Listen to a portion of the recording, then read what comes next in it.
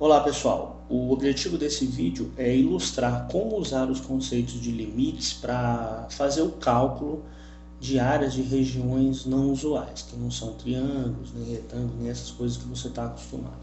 Então, para ilustrar o que eu quero mostrar, eu vou usar aqui o GeoGebra e vou considerar o seguinte problema. Eu gostaria de calcular a área abaixo da função x², que por simplicidade eu vou considerar somente no intervalo 0,3, e o que eu quero é calcular a área que está abaixo do gráfico da parábola e acima do eixo x. Então, deixa eu ilustrar para você a região que eu quero calcular a área, é exatamente essa região pintada que aparece aí. E observa que ali já deu a resposta, né, a área dá 9, mas o que eu quero mostrar é como fazer para calcular essa área usando os conceitos de limite. Veja que a dificuldade no cálculo dessa área é que essa região não é um círculo, nem retângulos, nem triângulos, nem coisas dessa natureza.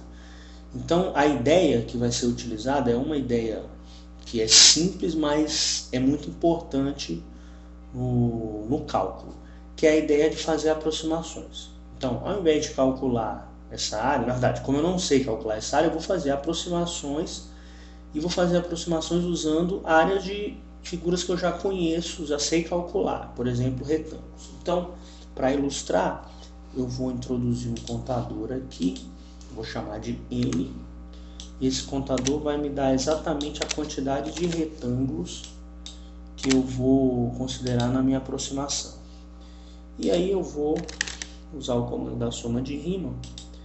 Eu vou aproximar então a função f no intervalo 0,3 usando a quantidade n de retângulos. Veja que apareceu um retângulo enorme aqui, né? Eu vou apagar a área para ficar mais simples da gente ver. Então, inicialmente é um retângulo grande, uma aproximação que é ruim, porque toda essa parte está sobrando, mas eu posso controlar aqui a quantidade de retângulos. Por exemplo, com 9 retângulos, essa seria a aproximação para a área que eu quero calcular. Veja que com 9 retângulos, essa área, né, que também é uma aproximação por excesso, porque essa parte toda está sobrando, deu 10,56.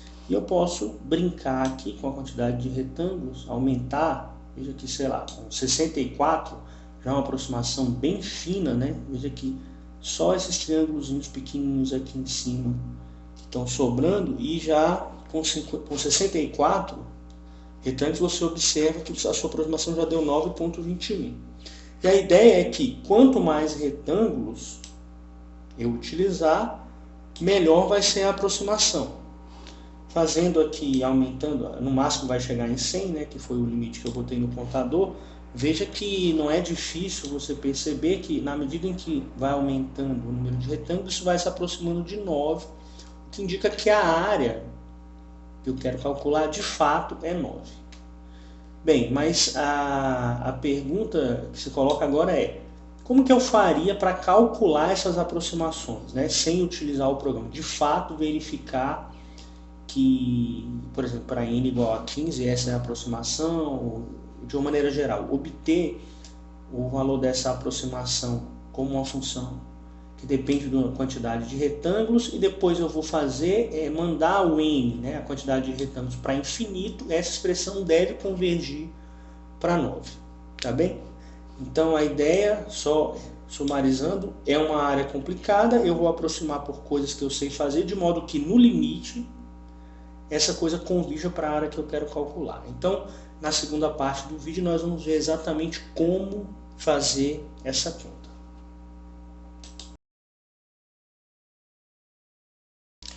Para fazer o cálculo da aproximação, eu preciso calcular a área de cada um dos retângulos e somar. Veja que, como o comprimento aqui embaixo mede 3, a base de cada retângulo vai medir 3 dividido por n. Para a altura do retângulo, você pega o extremo direito aqui da base e calcula a função nesse ponto. Por exemplo, para o sexto retângulo aqui nesse desenho, o extremo direito é o ponto 2, portanto a altura é 2 ao quadrado, que é 4. Perceba que você tem uma fórmula para o késimo extremo direito aqui, né? O extremo direito da primeiro retângulo é 1 vezes 3 sobre n. Do segundo é 2 vezes 3 sobre n. E, em geral, para o késimo, k vezes 3 sobre n. De modo que a área do késimo retângulo vai ser base, 3 sobre n, vezes altura, que é f de xk, que é 3k sobre n ao quadrado. Fazendo a conta, você vai obter 27 sobre n ao cubo vezes k quadrado. Quando eu somo a área dos k retângulos, eu vou ter a aproximação a n, né? Então vai ser 27 sobre n ao cubo vezes 1 quadrado, mais 2 ao quadrado, até 27 sobre n ao cubo vezes k ao quadrado. E eu posso colocar em evidência o 27n ao cubo. O que vai aparecer aqui é a soma dos n primeiros quadrados. E a ideia é calcular o que acontece com esse AN quando n vai para infinito. Veja que existe uma dificuldade no cálculo desse limite, e essa dificuldade está relacionada com o seguinte fato. Essa fração 27 sobre n ao cubo, quando n vai para infinito, vai para zero, porque esse denominador fica grande, e essa soma, 1 ao quadrado até n ao quadrado, vai para infinito, fica muito grande. Então você tem um cálculo de um limite que envolve uma forma indeterminada, né? Um termo que vai para zero multiplicando um termo que vai para infinito. Então o que nós vamos fazer para calcular essa área é escrever esse AN de uma maneira mais confortável, que nos permita olhar para a expressão e identificar o que acontece quando n vai para infinito. Para fazer isso, eu preciso, na verdade, obter uma fórmula para a soma dos n primeiros quadrados. E nós vamos fazer isso lembrando esse produto notável aqui, que é o cubo de uma soma, que é dado por... O cubo de uma soma é o cubo do primeiro mais 3 vezes o quadrado do primeiro vezes o segundo, mais 3 vezes o primeiro vezes o quadrado do segundo, mais o cubo do segundo. E eu vou utilizar esse produto notável da seguinte forma. Para 0 mais 1, então 0 mais 1 ao cubo é 0 ao cubo, mais 3 vezes 0 ao quadrado vezes 1, mais 3 vezes 0 vezes 1 ao quadrado, mais 1 ao cubo. Depois faço a mesma coisa para 1 mais 1 ao cubo, 2 mais 1 ao cubo, e vou fazendo isso até n mais 1 ao cubo. Veja que você tem vários números aí com cores distintas, e a ideia é que eu vou agrupar de alguma maneira essas cores iguais. Mais especificamente, eu vou somar todas essas igualdades, tá bem?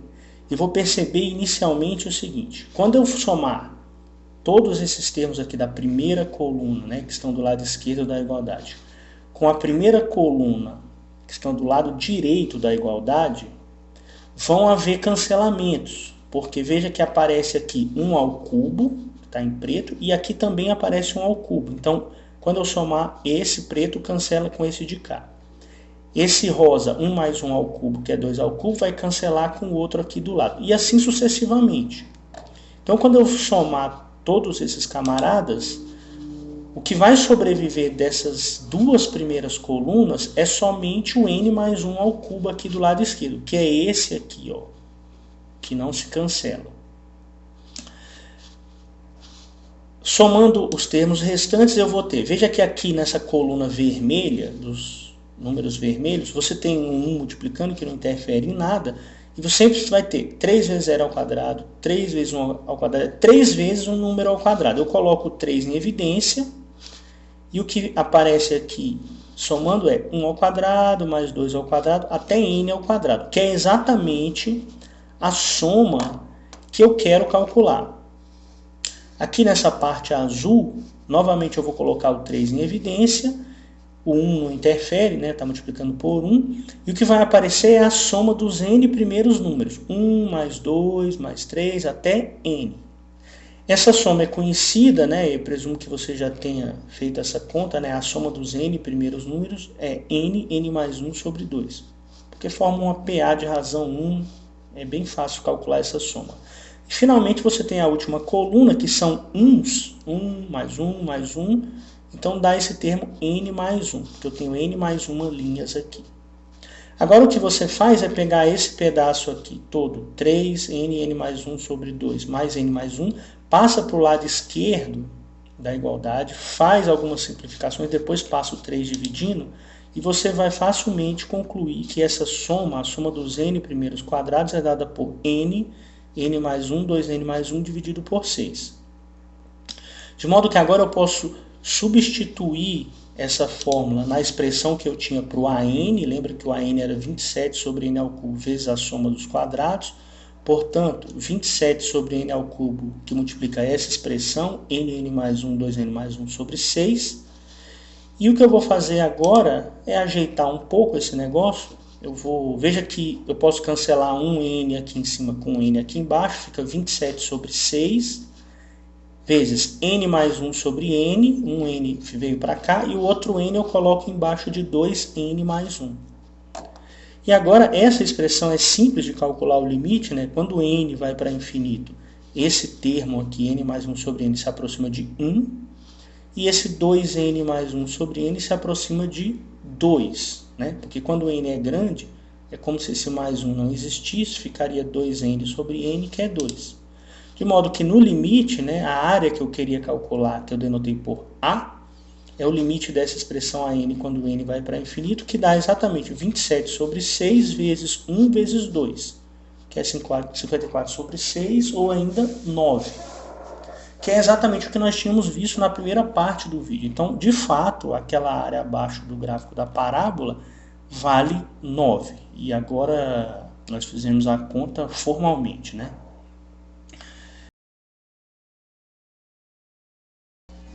Pessoal, para finalizar, eu queria observar que a ideia que nós usamos para calcular a área abaixo do gráfico da parábola, ela funcionaria para muitas outras funções, de qualquer função, né?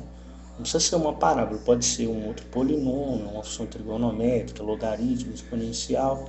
Claro que a dificuldade maior é que você vai precisar obter uma fórmula, né, uma expressão conveniente para aproximação a n, de modo a conseguir calcular o limite de AN quando n vai para infinito, né? Você vê que no caso do x², que foi a função que eu escolhi para ilustrar o método, nós conseguimos aquela fórmula da soma dos quadrados. Então, de uma maneira geral, isso é uma tarefa não trivial, né? Por uma função ainda um pouquinho mais complicada, essas fórmulas são difíceis de serem obtidas.